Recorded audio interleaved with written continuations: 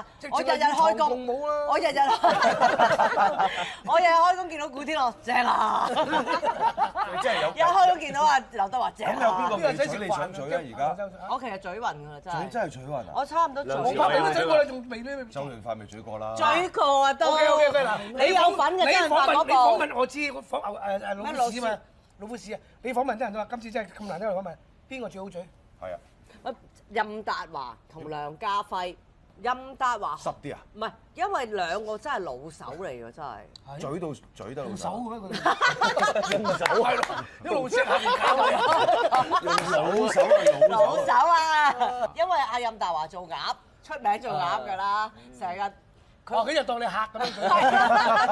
鴨嘅系列，我好記得嗰日好鬼熱，嗰陣時我哋80年代咧水到佢涼嘅。唔係啊，喺個唐樓拍。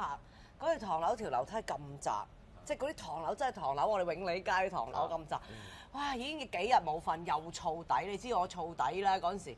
唉，黐線啊，做咩要錫啫？跟嚟又搞掂咗啦，錫咩啫？佢就要我唐基明拍㗎，我仲記得。佢一路要打車輪打到上張床喎，喺樓下打嗰條冷巷又窄又直。甄子丹喎，應該叫佢哋喺樓。係啦，即係佢話我哋好激情喎，一路由樓梯底嗰啲唐樓打到上去。打到上床喎，大佬。上床。哇！跟住我好攰，跟住又熱又眼瞓，嗰陣時都冇乜演員道德嘅，因為孭幾組戲好辛苦。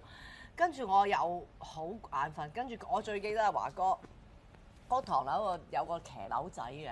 咁佢話真係不停喺度氹我，唔好啦，你一拍啦咁，即係佢好鬼有演員道德㗎嘛，咁啊勉為其難拍啦，我拍咗原來 OK 喎，打得下喎，幾好，有咩唔同啊？幾好打喎。點解華哥好嘴啲咧？因為咧佢冇令到你覺得被侵犯啦，即係同埋佢又好靚仔啦個 feel， 即係我哋當年拍嗰啲嗱，同埋咧佢係有技巧㗎。點樣咧？我諗大家啲觀眾咧就話嘢咯，俾個機會大家。我唔知咧，總之你會，你總之會投入，覺得佢好似你條仔。唔係嗰個我哋都喺度研究緊。